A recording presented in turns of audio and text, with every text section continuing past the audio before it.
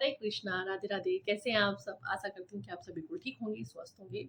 और आप सभी का बहुत बहुत तहे दिल से धन्यवाद, क्योंकि आप सब ने टाइम निकाला, मुझे सुना। और मैं ये भी समझती हूँ कि ये सब चीज़ें आसान नहीं होती हैं शेयर कर पाना। और मैंने शेयर की और आप लोगों ने मुझे सुना, इसमें भी बहुत हिम्मत चाहिए होती है। और साथ ही आप लोगों ने बहुत सारे कमेंट किए हैं, और बहुत सारे लोगों के तो मुझे व्हाट्सअप कमेंट भी मतलब व्हाट्सअप पर मैसेज भी आए हैं। क्योंकि मैं ये भी समझती हूँ कि सोशल प्लेटफॉर्म पे आप ये सब चीज़ें शेयर कर रहे हैं, कमेंट कर रहे हैं, बहुत बड़ी बात होती है। और मुझे बहुत सारे कमेंट पढ़ के ये समझ आया कि मैं अकेली नहीं थी। यहाँ शायद 95% महिलाएं इन सब चीज़ों को फेस करती है। बस यही है कि जैसे मैं बाहर निकली हूँ उन सब से, वैसे ही मैं आप लोगों के लिए भी प्रेयर करती हूँ कि जो अभी भी इन सब चीज़ों में है वो भी जल्दी से बाहर निकलें और अपने आप को पहचानें कि आप क्या हैं। ये बहुत ज़रूरी है। तो चलिए अब आगे की जर्नी स्टार्ट करते हैं कि मेरी जो यूट्यूब जर्नी रही है वो कैसे शुरू हुई। वो भी एक मतलब ठाकुर जी की बहुत बड़ी प्लानिंग है, क्योंकि मेरा ऐसा कोई प्लान नहीं था। मेरा मैं हमेशा ये चीज़ सोचती थी कि मुझे अपने जीवन में कुछ करना है, पर मुझे क्या करना है मुझे कुछ भी नहीं पता, क्योंकि शादी बहुत जल्दी हो गई थी, मेरी एजुकेशन भी कंप्लीट नहीं हो पाई थी। तो वो सब चीज़ें भी नहीं थी कि मैं वहाँ कुछ कर पाऊँ। और मेरा खुद का ग्रेजुएशन 6 साल में कंप्लीट हुआ है, क्योंकि पहले 3 साल हर बार ऐसा होता था कि जैसे ही एग्ज़ाम आते थे कुछ ना कुछ प्रॉब्लम हो जाती थी और मैं एग्ज़ाम दे ही नहीं पाती थी। कभी कुछ हो गया तो कभी कुछ हो गया, ये सब चीज़ें चल रही थी। लेकिन जब इन सब चीज़ों को तो खैर ये सब तो छूट ही गया था, लेकिन तब भी दिमाग में ये चीज़ें कंटिन्यू चल रही थी कि मुझे अपने जीवन में कुछ करना है। क्योंकि वहाँ तक मुझे ये तो समझ आ गया था कि हर लड़की को कामयाब होना चाहिए और अपने पैरों पर खड़ा होना चाहिए। कम से कम आप घर में, अगर आप घर में सपोर्ट कर पा रहे हैं फाइनेंशियली, बहुत अच्छी बात है। लेकिन अगर आप सपोर्ट नहीं कर पा रहे हैं तो कम से कम आपको इतना तो अर्न करना ही चाहिए, ताकि आप अपने खुद के खर्चे खुद उठा सकें। अपने शौक, अपनी इच्छाएं, अपनी ख्वाहिशें जो भी है वो आप खुद से पूरा कर सकें। क्योंकि वो एक ऐसी एज होती है इस आपकी, मतलब 20 से लगभग 30 साल की एज आपकी ऐसी होती है जिसमें आपके बहुत सारे शौक होते हैं, बहुत सारी इच्छाएं होती हैं।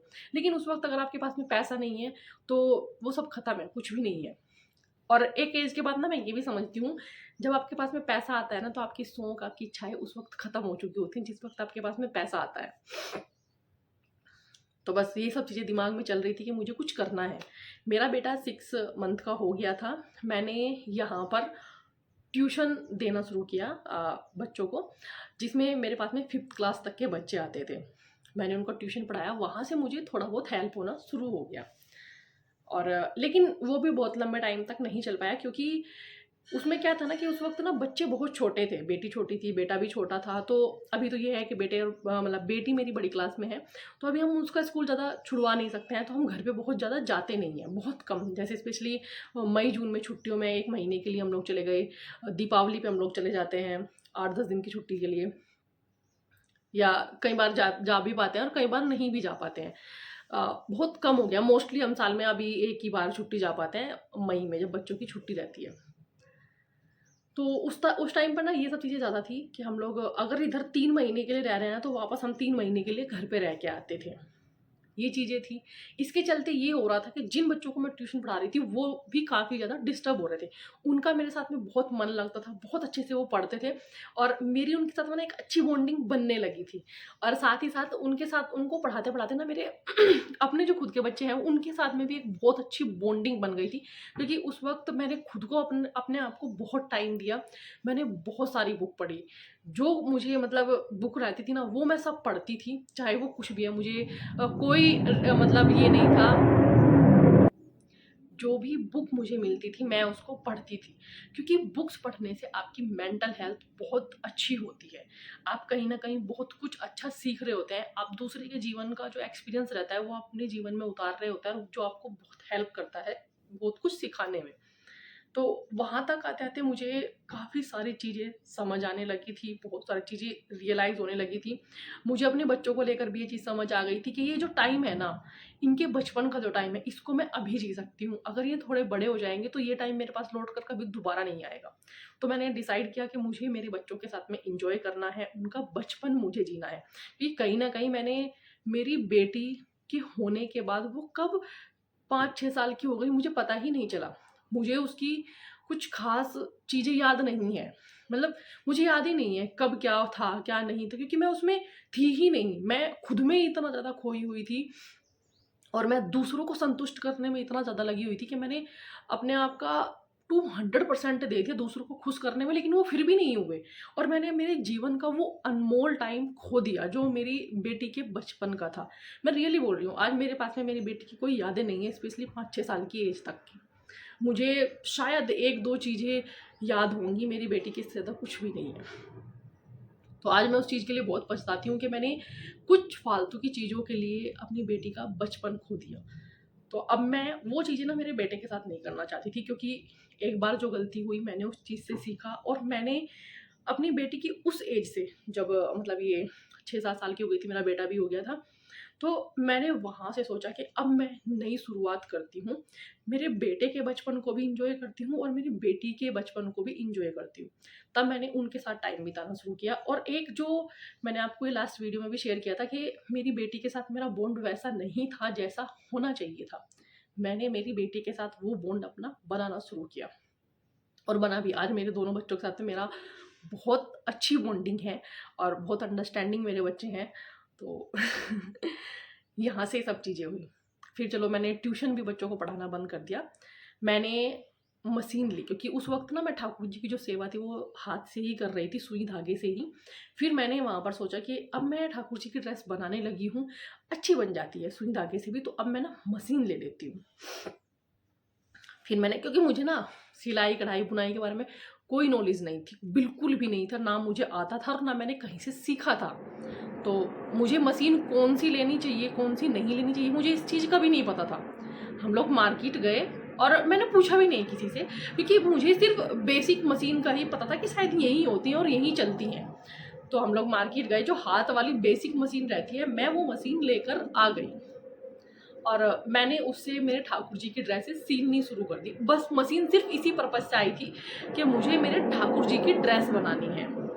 बाकी और कोई रीज़न नहीं था, ना मेरे दिमाग में ये था कि मुझे यूट्यूब करना है, ना ये था कि मुझे कभी ड्रेसेस भी बनानी है। क्योंकि ये जो प्लानिंग थी ना, ये ठाकुर जी की प्लानिंग थी, ये मेरी प्लानिंग का हिस्सा नहीं था। मेरी प्लानिंग बस उस टाइम पे इतनी थी कि मुझे ठाकुर जी की सेवा करने में संतुष्टि मिलती है और एक अलग तरीके का सुकून मिलता है। बस मैं अपने आप को हर तरीके से उनकी सेवा में लगाना चाहती थी। तो और दूसरा सबसे बड़ा रीज़न ये भी था कि मुझे रेडीमेड ड्रेसेस यहाँ से मिलती नहीं थी और जो मेरे पास में जो घर से लाई हुई ड्रेसेस थी वो ऐसी थी कि अगर आप उनको 2-3 बार धुल दो तो वो पहनाने लायक बचती ही नहीं थी। बस वहाँ से ये चीज़ें शुरू हुई। मैंने कुछ नहीं सीखा, कहीं से कुछ नहीं, क्योंकि यहाँ पे मेरे पास में इतना ऑप्शन नहीं था। मेरे दोनों बच्चे भी छोटे ही थे। मैंने मेरे ठाकुर जी के लिए ड्रेसेस बनानी शुरू की। अब हुआ ये कि जिस बिल्डिंग में हम लोग रहते थे, वहाँ पर लगभग सबके पास ही ठाकुर जी थे। किसी के पास 0 नंबर के, किसी के पास 1 नंबर के। तो धीरे-धीरे सब में ये बात पता चलने लगी कि वो मतलब ऐसे कि वो ना ठाकुर जी की ड्रेसेस बनाती हैं। और साथ ही एक ये भी चीज़ हुई कि हम मेरे घर पे मेरी मम्मी मायके में ठाकुर जी लेकर आई 7 नंबर के। तो उस वक़्त फ़ोन इतने ज़्यादा बड़े नहीं थे, तो नॉर्मल कॉल ही पे बात होती थी और बहुत कम बात होती थी। स्पेशली 8-10 दिन में 1 दिन मम्मी का कॉल आता था पूछने के लिए तबीयत वग़ैरह कैसी है, बच्चे कैसे हैं। तो उन्होंने बताया कि मैं ऐसे ना ठाकुर जी लेकर आई हूँ और तेरे पास में लड्डू गोपाल जी हैं, कैसे इनकी सेवा करते हैं वो मुझे बता दे। मैंने मेरी मम्मी के साथ में सारी डिटेल शेयर की। फिर मैंने पूछा आप इनके लिए सब ये इनके वस्त्र ये सब चीज़ें लेकर आई हैं? तो मम्मी बोली कि हाँ, मैं लेकर आई हूँ और लेकर तो आई हूँ पर उतनी ज़्यादा अच्छी क्वालिटी पोशाक की नहीं है। और मतलब मम्मी ने ये बोला कि मैं सील तो लेती हूँ पर अभी मैं सील नहीं पाती। क्योंकि मेरी मम्मी को सिलाई तो आती है, लेकिन मेरी मम्मी उस वक़्त सील नहीं पाती, क्योंकि मेरी शादी के कुछ टाइम बाद ही मेरी मम्मी बहुत ज़्यादा बीमार हुई थी और उनको हार्ट अटैक आया था। हार्ट अटैक आने की वज़ह से क्या हुआ था कि उनका जो लेफ्ट हैंड है उसमें से मतलब कुछ स्ट्रोक वगैरह उनको हुआ था, उनका लेफ्ट हैंड काम नहीं करता। बस उनका अभी भी इतना है कि वो अपना नहाना धोना खाना पीना कर लेती हैं, बस इसके अलावा वो और कुछ काम नहीं कर पाती, क्योंकि उनका एक हाथ ऑलमोस्ट काम नहीं कर पाता। बस खाली आप ये बोल सकते हैं कि आप वो 4-5% ही उनका हाथ सही से काम करता है, तो वो सिलाई कढ़ाई नहीं कर पाती थी। तो मैंने बोला तो नहीं कि मम्मी मैं ड्रेस बना दूंगी, लेकिन मुझे ये चीज़ कहीं ना कहीं मन में आई कि उनके लिए ड्रेस ना मैं बना के भेज देती हूँ। मैंने उनके लिए 5 ड्रेस बनाई कॉटन फैब्रिक से, अच्छी खासी सुंदर सी लेस लगा के, बुकरम वगैरह मैं ऐड नहीं करती थी। मैंने उनके लिए 5 ड्रेस बनाई, 5 ड्रेस बना के मैंने घर पे पोस्ट कर दी। हम लोग 5 बहन भाई हैं, सबसे बड़ी मैं हूँ, मुझसे छोटा मेरा भाई है, फिर 2 बहनें और एक मेरा सबसे छोटा भाई है। तो सबसे छोटे वाला जो भाई है वो मतलब लेने गया उसको ड्रेसेस को उनके ऑफिस में, तो लाकर ना वो खोल के बैठ गया उसको कि दीदी ने क्या भेजा है। तो जैसे उसने देखा कि मैंने ड्रेसेस भेजी हैं तो उसने मुझे तुरंत कॉल किया। उसने बोला मम्मा आप तो मार्केट से भी ड्रेसेस लाई हो ना, दिखाना वो कैसी हैं।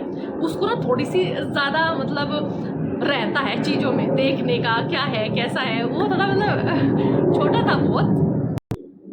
तो उसने जब दोनों ड्रेसेस देखी, मार्केट की ड्रेसेस भी और मेरी बनाई हुई ड्रेसेस भी, तो उसको ना अंतर समझ आया, उसने मुझे तुरंत कॉल किया।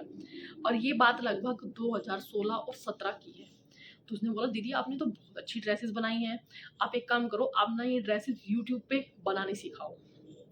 तो मैंने उसको बोला भाई ना तो मेरे पास इतने बड़े फ़ोन हैं कि मैं वीडियो शूट कर पाऊँ, ना मेरे अंदर इतना ज़्यादा कॉन्फिडेंस है, और दूसरी बात मुझे तो अभी ड्रेसेस बनानी नहीं आती, एक ही साइज में तो बनानी आती, क्योंकि मेरे पास भी 7 नंबर के लड्डू गोपाल जी हैं, मम्मी भी 7 नंबर के लेकर आई हैं। मुझे तो साइज भी नहीं पता कि इनके कैसे कैसे साइज बनेंगे। तो एक एक ही मतलब एक ही साइज में ड्रेस डाल के करूँगी भी क्या। और दूसरी सबसे बड़ी बात ये थी, ना नेटवर्क इतना ज़्यादा था, ना फ़ोन आपके पास में कैमरा फ़ोन थे, कुछ भी नहीं था।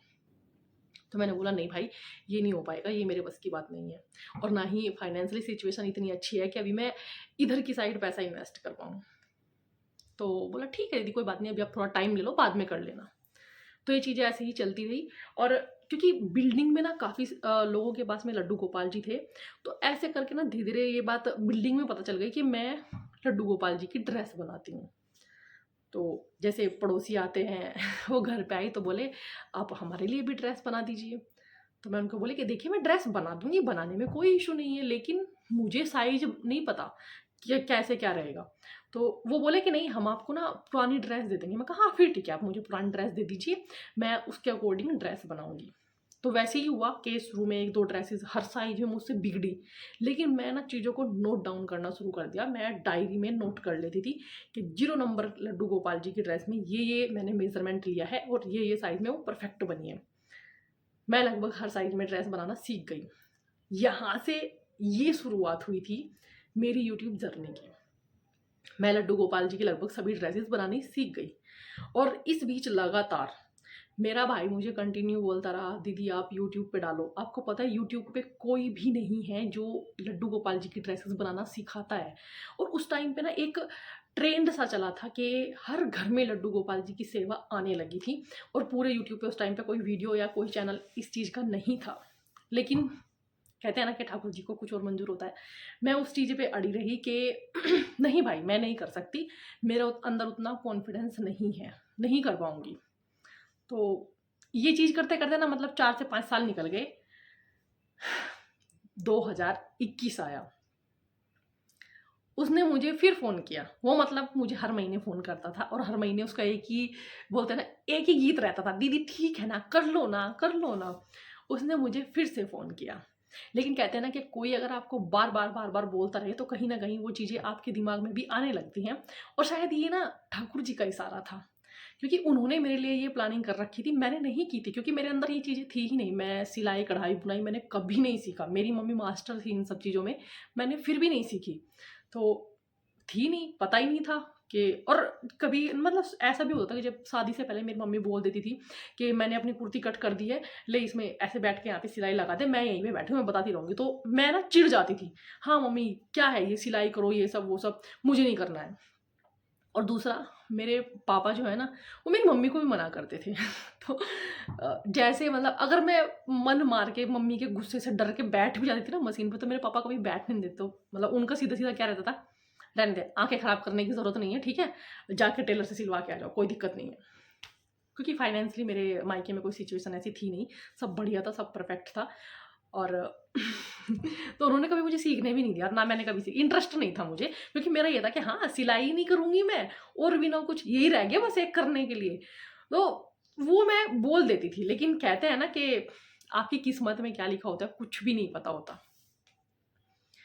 यहाँ से शुरू हुआ, 2021 आया, सेम चीज़। तब तक मैं यहाँ पर ठाकुर जी की सबके लिए ड्रेसेस बनाती थी, और ये सेवा ऑलमोस्ट मैं फ्री करती थी, क्योंकि उस टाइम पे मैं सीख रही थी। तो मैंने सीखने का किसी से कोई चार्ज नहीं लिया। बहुत लोग आते थे, दीदी हमारे ठाकुर जी के लिए ड्रेस बना दीजिए, मैं सबके लिए बनाती थी, और कोई मैं चार्ज नहीं लेती थी, क्योंकि मैं सीख रही थी और मैं उन चीज़ों को नोट डाउन करती जा रही थी, किस साइज में क्या क्या मेजरमेंट रहता है। जैसे मैं फिलहाल ठाकुर जी की ड्रेस में भी सेम करती हूँ, राधा कृष्ण जी की जो ड्रेसेस बनाती हूँ उसमें भी सेम करती हूँ। मैंने कहीं से कुछ भी नहीं सीखा है, मैं हर चीज़ को लिखती हूँ और उसके अकॉर्डिंग मैं काम करना पसंद करती हूँ। फिर उसका फिर से फ़ोन आया, दीदी शुरू कर लो। पता है, अगर आपने मेरी बात मानी होती, अगर आपने 2016 या 17 के अकॉर्डिंग शुरू किया होता ना, और क्योंकि बीच में लॉकडाउन लग गया था, आज आप पता है यूट्यूब पे अलग ही लेवल पर बैठे होते। लेकिन ये भी है कि किस्मत और वक्त से पहले आपको कुछ भी नहीं मिलता। मैंने मेरे हस्बैंड के साथ शेयर किया, तो उन्होंने मुझे बोला कि अगर तुम्हारा मन है, तुम करना चाहती हो तो तुम कर सकती हो, कोई दिक्कत नहीं है, ठीक है। तो जब उन्होंने भी मुझे ये बोलते, क्योंकि मैंने कभी इससे पहले उनसे बात नहीं की थी, क्योंकि यार एक आप समझ सकते हैं कि मिडिल क्लास फैमिली में आप यूट्यूब पे वीडियो डालने का अगर सोच रहे हो, तो दिमाग ना एक अलग ही लेवल पे जाता है, क्योंकि हम लोगों को ना नुकसान ज़्यादा पता होते हैं, फ़ायदे को हमें पता ही नहीं होता कि क्या क्या फ़ायदा होता है। हम लोगों को ना नुकसान ज़्यादा दिखाई देते हैं कि ऐसे नहीं कर सकते, वैसे नहीं कर सकते। तो मैंने शुरू किया, और मैंने जब मेरा यूट्यूब वीडियो शुरू किया था, मेरे पास कोई स्टैंड नहीं था, कुछ भी नहीं था। मैंने फ़ोन को ना बस मतलब क्या ही बताऊँ, एक टेबल थी, मैं टेबल के ऊपर कपड़े से बांधती थी, डोरी से। क्योंकि मेरा ये था, मैंने ये बोला था मेरे हस्बैंड को, जो मेरे पास में फ़ोन था उस टाइम पे, मैंने उसी फ़ोन से शुरू किया, कुछ भी नहीं। मेरा मतलब उन्होंने भी मुझे ये बोला, तुम ऐसा करो, पहले एक वीडियो शूट करो और मुझे दिखाओ कि तुम अच्छे से एक्सप्लेन कर पा रही हो, नहीं कर पा रही हो, फिर उसके बाद सोचेंगे अपलोड करना है या नहीं करना है। हाँ, जब मैंने मेरा मेरा पहला चैनल कृष्णा श्रृंगार विद साक्षी है, पहला चैनल मेरा वही है। फील इंस्पायर्ड मेरा दूसरा चैनल था, मैंने वो शुरू किया। उसमें लेकिन मैंने खुद से ये चीज़ बोली थी, मुझे किसी ने नहीं बोला, मेरे भाई ने नहीं बोला, मेरे हस्बैंड ने नहीं बोला कि फेस नहीं दिखाना है, लेकिन ये मेरी खुद की चॉइस थी कि अगर मैं नहीं कर पाई, मुझसे अच्छा नहीं होगा। क्योंकि कई बार क्या होता है ना, आप बहुत जोश के साथ और बहुत एनर्जी के साथ किसी काम को शुरू करते हैं, लेकिन कुछ टाइम बाद ना आप उसको कर नहीं पाते, या आपके पास आइडियाज़ उतने ज़्यादा होते नहीं हैं। तो मेरा अपना खुद की ये चॉइस थी कि ठीक है, मैं वीडियोस बनाऊंगी, बट मैं फेस नहीं दिखाऊंगी अपना, मैं बिना फेस के वीडियो शूट करूंगी।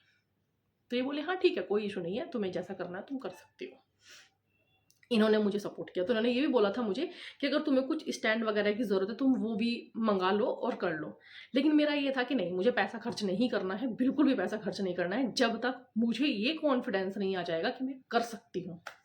और मुझे बहुत अच्छे से याद है, मैंने मेरा यूट्यूब चैनल शुरू किया, बहुत मेहनत की मैंने। आज लोग बड़े उससे बोल देते हैं कि आप बहुत लक्की हो, और जो आपका इतनी जल्दी चैनल मोनेटाइज भी हो गया और आपके पास में इतने सब्सक्राइबर भी हैं, लेकिन उनको ये नहीं पता होता कि इन सब चीज़ों के पीछे आपकी बहुत मेहनत लगती है।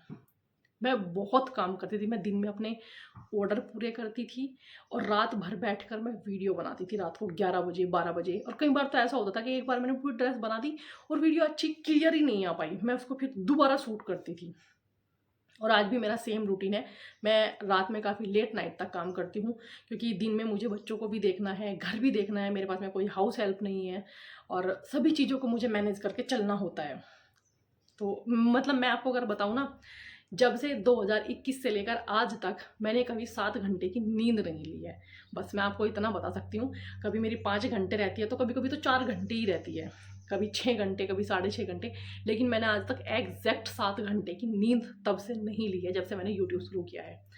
आप कोई भी काम करिए, आपको बहुत मेहनत करनी होती है, बहुत स्ट्रगल करना होता है। और दूसरी सबसे बड़ी चीज़, चाहे वो यूट्यूब है या कुछ भी है, आपको उसको एक बिल्कुल जॉब की तरह ट्रीट करना होता है कि आपको इसको 7 से 8 घंटे आपको देना ही देना है। और क्योंकि एक हाउसवाइफ हूँ, मुझे घर भी देखना है, बच्चे भी देखना है। अगर मैं 8 घंटे पूरा यूट्यूब को दूँगी, तो मैं बाकी घर को और बच्चों को, क्योंकि बच्चों को पढ़ाना भी है, मेरे बच्चे आज भी ट्यूशन नहीं जाते, मैं खुद से उनको पढ़ाती हूँ। तो वो सब चीज़ें भी आपको मैनेज करनी है। और उसके साथ-साथ आपको बाहर आना-जाना भी है, आपको सोशल भी होना पड़ता है, बहुत सारी चीज़ें होती हैं।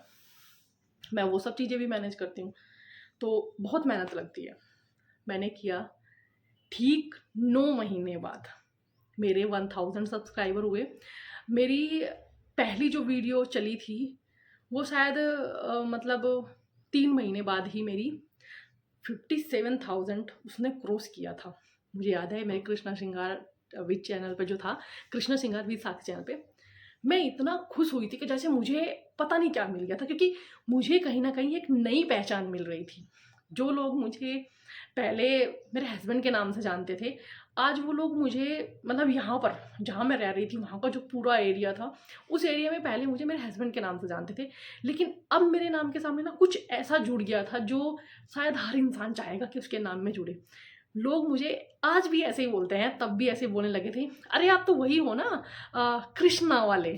ना ऐसे होते, "कृष्णा की ड्रेस बनाते हो ना, आप तो वही हो ना।" मुझे इतना अच्छा लगता था कि यार, मुझे जीवन में और क्या चाहिए? जो मतलब मैंने सोचा नहीं था, जो चाहा नहीं था, भगवान ने मुझे वो दे दिया है कि मेरे नाम से पहले आपका नाम लिया जा रहा है और आपके नाम के साथ मेरा नाम जोड़ दिया गया है। ये क्या कम है क्या? मतलब मेरा ये हो गया था कि बस अब मुझे इससे ज़्यादा कुछ और चाहिए ही नहीं। ठीक 9 महीने बाद मेरा चैनल मोनेटाइज़ हुआ, कृष्णा श्रृंगार विद साक्षी, और बहुत अच्छा वो चलने लगा। क्योंकि देखिए, लॉकडाउन के बाद में आपके पास ना कॉम्पिटिशन बहुत ज़्यादा बढ़ गया था, क्योंकि जिन लोगों को यूट्यूब पे बनना था ना, वो लॉकडाउन के टाइम तक बन चुके थे। अब आपके पास ना इतना ज़्यादा स्ट्रगल था और इतना ज़्यादा कॉम्पिटिशन था, बहुत ज़्यादा। तो वहाँ से एक नई शुरुआत हुई। और मोनेटाइजेशन के बाद में क्या होता है कि आपकी ना फर्स्ट पेमेंट आने में थोड़ा टाइम लगता है, क्योंकि जब तक आपके $100 नहीं होंगे, तब तक आपकी पेमेंट नहीं आएंगी। और ये शुरू होता है मोनेटाइजेशन से। जैसे आज आपका चैनल मोनेटाइज हो गया है, अब यहाँ से आपके $100 इकट्ठे होने शुरू होंगे। वो डिपेंड करता है आपके चैनल के व्यूज पर, कि आपके चैनल पर व्यूज कितने आ रहे हैं। जितने अच्छे आपके चैनल पर व्यूज होंगे, उतना जल्दी आपके $100 कंप्लीट हो जाएंगे। और क्योंकि कैटेगरी ना अलग अलग होती है, कुछ एजुकेशन वाली होती हैं और कुछ एंटरटेनमेंट वाली होती है, जैसे डांस वगैरह हो गया, ये सब चीज़ें, सबका जो रेवेन्यू रहता है वो काफ़ी अलग अलग रहता है। अगर आप ये सिलाई कढ़ाई वाली अगर बात करोगे, इनका जो रेवेन्यू रहता है, लगभग आपको 5,000 व्यूज पे $1 मिलता है। ये मतलब एक रहता है। दूसरा, फिर आपकी ना इसके ऊपर वीडियो का वॉच टाइम भी मैटर करता है, कि आपकी वीडियो का जो वॉच टाइम था वो कितना है और कितना आ रहा है, उसके ऊपर भी आपका रेवेन्यू डिपेंड करता है। तो 8 महीने बाद मेरा चैनल मोनेटाइज हुआ। $100 इकट्ठा होने में लगभग 3 महीने लगे। ठीक चैनल बनाने के 11 महीने बाद मेरी फर्स्ट पेमेंट आई। और जैसे ही आपके $100 इकट्ठे हो जाते हैं ना, उसके ऊपर जितने भी इकट्ठे होंगे, वो आपकी पूरी पेमेंट आपको मिल जाती है। पेमेंट जनरेट होती है लगभग 21 से लेकर 23 तारीख के बीच में, और आपको लगभग 23 तारीख से लेकर 27 तारीख तक आपको पेमेंट आपके हाथ में मिल जाती है। और जो ये सारा प्रोसेस था मोनेटाइज करना, क्योंकि हमें कुछ भी पता नहीं था, मोनेटाइज करना, उसके बाद में आपका जो बैंक अकाउंट है उसको लिंक करना, क्योंकि ये एक पेमेंट जो रहती है वो बाहर से आती है, डॉलर में आती है। तो बहुत सारी चीज़ें थी, उन सारी चीज़ों को करने में मेरे हस्बैंड ने हेल्प की, क्योंकि मुझे उसके बारे में कोई ज्ञान नहीं था। और धीरे-धीरे मैंने सब चीज़ें सीखी। वीडियो कैसे बनाना है, कैसे उसमें थंबनेल डालना है, कैसे उसको एडिट करना है, और बाकी और भी चीज़ें, जितना भी था। आज भी मैं सीख रही हूँ, मैं ये नहीं बोलती कि मैं सिखा रही हूँ, मैं आज भी ये बोलती हूँ कि मैं चीज़ों को सीख रही हूँ। ये मेरे जीवन का नया एक्सपीरियंस है। सीखते, सीखते, सीखते मैं, मतलब मेरा वहाँ से शुरू हो गया। और जब मेरी पेमेंट आई 11 महीने बाद, क्योंकि $100 से थोड़े से ऊपर हुए थे, मतलब $5-10 कुछ ऊपर टाइप थे, मतलब लगभग मेरे हाथ में जो पेमेंट आई थी वो ₹9,000 थी, जो मेरी पहली पेमेंट मेरे हाथ में आई थी। मैं उन पैसे को हाथ में लेकर इतना रोई थी, इतना रोई थी। शायद ₹9,000 बहुत कम लोगों के लिए मैटर करते होंगे कि 9,000 रुपये, कुछ लोग ऐसा बोलेंगे, लेकिन मेरे जैसे लोगों के लिए जो अपने जीवन की एक नई शुरुआत कर रहे हैं, जो अर्निंग करना शुरू कर रहे हैं, उनके लिए 9,000 रुपये, मतलब मैं ये डायलॉग सीधा सीधा बोलती हूँ कि बेशक चाहे आपके घर में सब लोग कमा रहे हैं, सब लोग कमा कर आपके सामने 10 लाख रुपए भी अगर रख देना, उनकी वैल्यू उतनी ज़्यादा नहीं है जितनी ज़्यादा आपके खुद के कमाए हुए 10,000 रुपये की वैल्यू है। तो मेरे लिए वो 9,000 रुपये उस वक्त शायद 9 लाख से कम नहीं थे, मैं इतना खुश हुई थी। और मैंने जैसे ही पैसे आए थे, वो मैंने सबसे पहले मेरे मंदिर में रखे, मेरे ठाकुर जी के चरणों में मैंने उनको रख दिया था कि ये जो भी है सिर्फ आपकी वजह से है, क्योंकि मुझ में ऐसा कुछ था ही नहीं। जो चीज़ें मैंने सीखी नहीं, मैं वो कर रही थी अब। तो मुझ में ऐसा कुछ था ही नहीं, और ये जो आपने मेरे अंदर से चीज़ों को बाहर निकाला है ना, और अपने लिए निकाला है, और आपने मुझे अपनी सेवा में लगाया है, ये मेरे लिए बहुत बड़ी बात थी। और अपनी सेवा के साथ साथ आपने मुझे एक अर्निंग का सोर्स भी दिया है, ये बहुत बड़ी बात थी मेरे लिए। फिर मैंने यहाँ पर एक, ये सब चीज़ें शेयर नहीं करनी चाहिए बट फिर भी मैं आपके साथ में शेयर कर रही हूँ। यहाँ पर एक अनाथ आश्रम है और एक ओल्ड एज होम है। ओल्ड एज होम तभी तभी बना था जिनके पूरी पूरी फैमिली कोविड में ख़त्म हो गई थी, उन लोगों का वो ओल्ड एज होम है। वहाँ पर लगभग 20 से 25 लोग हैं, और छोटे बच्चों का अनाथ आश्रम भी है। हम वहाँ पर हमेशा जाया करते थे। उनके बीच जाकर मुझे बहुत अच्छा लगता था, जितना मैं कर सकती थी, चाहे वो खाना पीना है या कुछ भी कपड़े वगैरह है, जितना मैं कर सकती थी वो मैं तब भी करती थी, और वो मैं आज भी करती हूँ। मैं आज भी अपनी अर्निंग का कुछ हिस्सा उन लोगों के लिए निकालती हूँ, क्योंकि मुझे लगता है कि अगर आप किसी के चेहरे पर एक छोटी सी स्माइल दे पाए ना, बहुत बड़ी बात होती है। मैंने कभी उसका कोई वीडियो शूट नहीं किया, मैं करना भी नहीं चाहती, लेकिन अगर कभी मैंने किया ना, तो मैं आपको दिखाऊंगी कि जिस वक्त हम लोग वहाँ जाते हैं ना, खाली हाथ भी जा रहे हैं ना, उन बच्चों की और जो वो अंकल आंटी हैं सब, उनके चेहरे पर ना दूर से गेट पे देखकर ही हमें जो मुस्कुराहट उनके चेहरे पर आती है ना, वो बहुत अलग होती है। तो मैंने उसमें से 9,000 रुपये में से मैंने 4,000 रुपये निकाले ओल्ड एज होम और उसके लिए अनाथ आश्रम के लिए 2-2 हज़ार रुपये करके, कि मैं उनके लिए जो भी रहेगा, लंच ब्रेकफास्ट जो भी कुछ रहेगा, मैं वो एक टाइम का प्रोवाइड करवाऊँगी। और मैंने किया भी,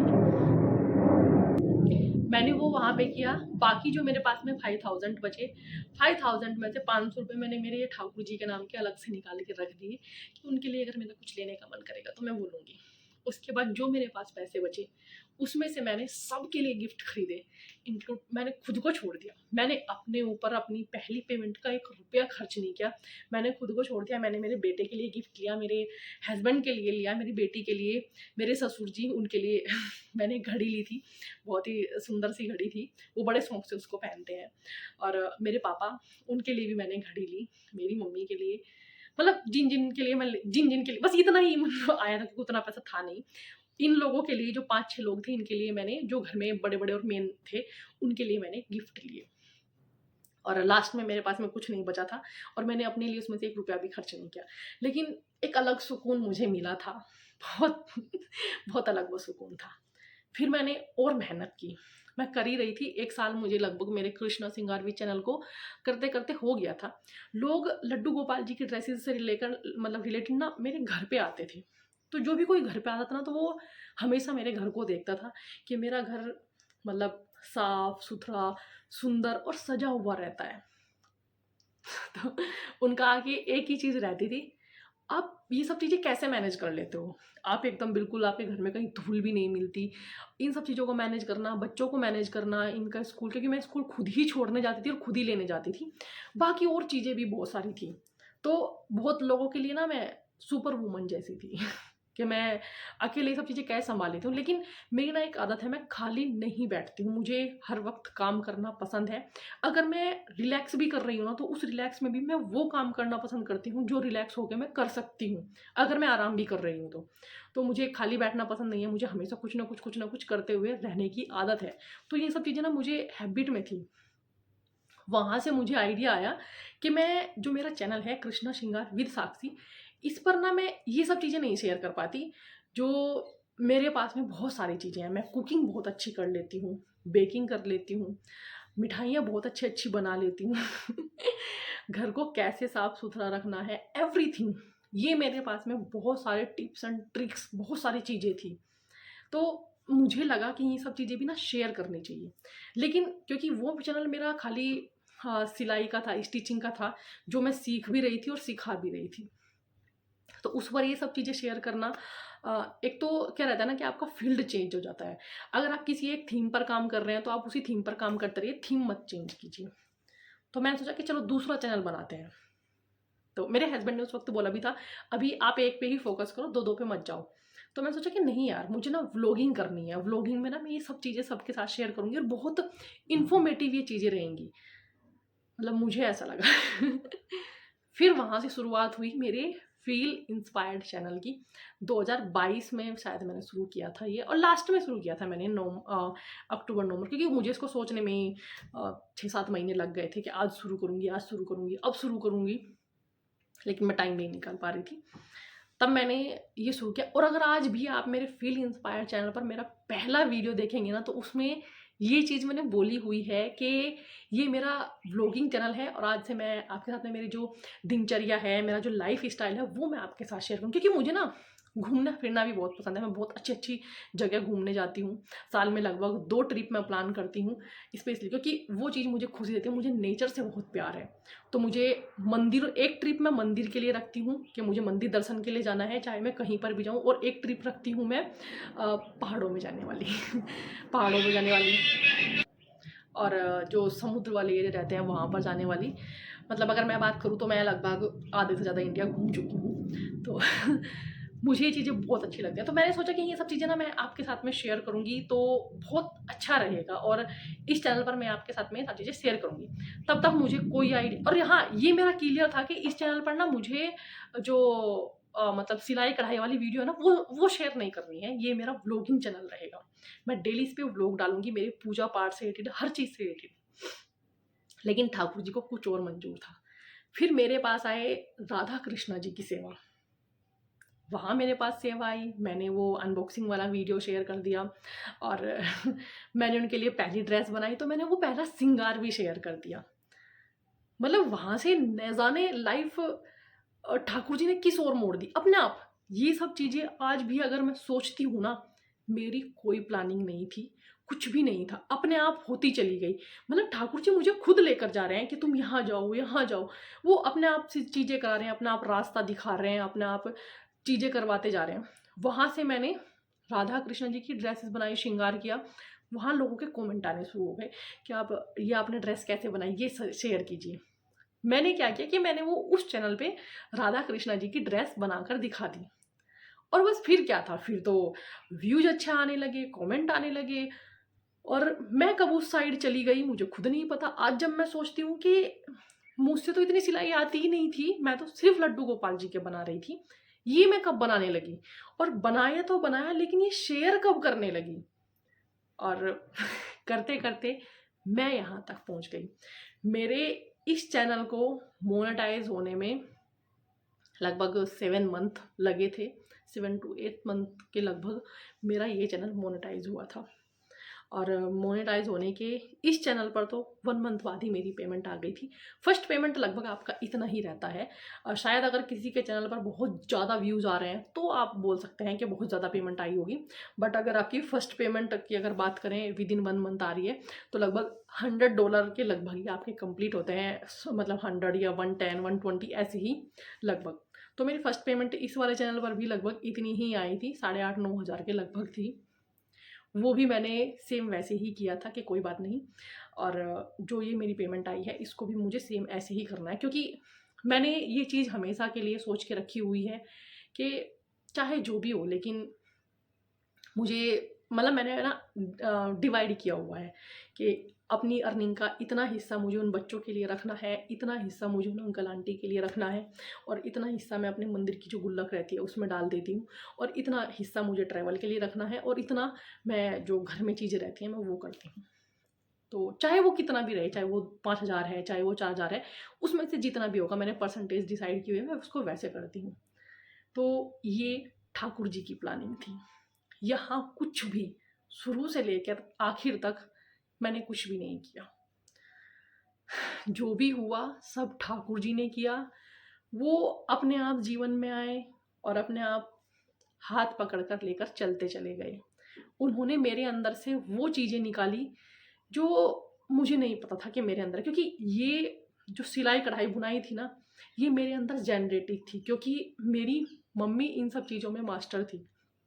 मेरी मम्मी बताती हैं कि जब मेरा बर्थ होने वाला था तो उस टाइम पे चीज़ें रेडीमेड नहीं मिलती थी, तो मेरी मम्मी ने मेरे होने से पहले ही मेरे स्वेटर वगैरह एवरीथिंग अपने प्रेगनेंसी टाइम में सब कुछ बनाया था। मेरे लिए सुंदर सुंदर जो पैंट रहती है, टी शर्ट रहती है, वो मतलब सब उन्होंने सिलाई से, मतलब मशीन से सब कुछ सील के रख दिया था। और मम्मी बोलती हैं कि मैंने लगभग तेरे 6 महीने तक के कपड़े मैंने अपने प्रेगनेंसी टाइम में ही सील कर रख दिए थे, उसमें ऊन के भी थे और सिलाई वाले भी थे। तो मुझे लगता है, इसलिए मैं कहती हूँ कि आप प्रेगनेंसी टाइम में जो आप करते हो ना, वो आपके बच्चे के दिमाग तक ज़रूर पहुँचता है। तो मेरे दिमाग तक तो वो चीज़ें पहुँची थी जो मेरी मम्मी ने तैयार की थी, लेकिन उनको निकलने का बाहर कभी मौका ही नहीं मिला, ना ही मैं उस चीज़ से, मतलब उस चीज़ को पहचानती थी कि ये चीज़ें मेरे अंदर हैं। लेकिन ठाकुर जी जीवन में आए और उन्होंने उन चीज़ों को ना अपने लिए निकाला। आज भी अगर मैं बात करूँ, मैं अपनी खुद की कुर्तियों में ना फिटिंग डाल सकती हूँ, ना मैं उनको लूज़ कर सकती हूँ। वो सब टेलर के पास जाता है सही होने के लिए। लेकिन ठाकुर जी के वस्त्र, चाहे वो किसी भी तरह के हैं, मैं हर पैटर्न में बना देती हूँ। और मैं ये भी नहीं बोलूँगी कि मैं बना देती हूँ, क्योंकि मुझे ये लगता है कि वो साथ-साथ खुद बनवाते हैं। मैं जब उन डिज़ाइन को बनाने के बाद देखती हूँ ना, तो मुझे ये लगता है कि ये मैंने कैसे बना दिया? मुझे तो आता ही नहीं था बनाना, ये फिर भी बन गया। मतलब मैं कई बार खुद से क्वेश्चन पूछती हूँ कि ये कैसे हो गया? लेकिन मुझे बाद में ये चीज़ रियलाइज़ होती है कि नहीं, ये मैंने नहीं किया है, ये उन्होंने किया है, क्योंकि उनको मुझसे सेवा लेनी थी। और ठाकुर जी की इतनी कृपा कृपा रही है कि उन्होंने ये चीज़ें ना अपने लिए मेरे अंदर से निकाली हैं, और उन्होंने मुझे अपनी सेवा में लगाया, एक अर्निंग ऑफ सोर्स मुझे दिया। मैं अभी ऑर्डर का भी काम करती हूँ, ऑर्डर पर राधा कृष्णा जी की ड्रेसेज़ बनाती हूँ। मुझे मतलब चीज़ें ठीक-ठाक हो जाती हैं। अब इतना है कि मैं बहुत ज़्यादा नहीं बोलूँगी कि नहीं, मैं बहुत कुछ कर पाती हूँ, नहीं भाई। जितना शायद मेरे हस्बैंड कर पाते हैं, उसका शायद मैं 2-4% भी नहीं कर पाती, क्योंकि वो बहुत ज़िम्मेदार इंसान है, उनके ऊपर ज़िम्मेदारियाँ बहुत ज़्यादा हैं। लेकिन हाँ, फाइनेंशियली सिचुएशन अगर कहीं भी थोड़ी-सी भी डगमगाती है, तो मैं उनको बोल पाती हूँ कि हम दोनों हैं ना, हम लोग कर लेंगे।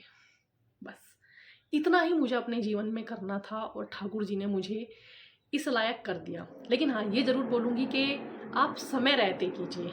अगर आपकी बेटी है या आप खुद हैं, तो समय रहते अपने पैरों पर खड़े होइए और कोशिश कीजिए कि आप पहले अर्निंग करिए, शादी बाद में कीजिए।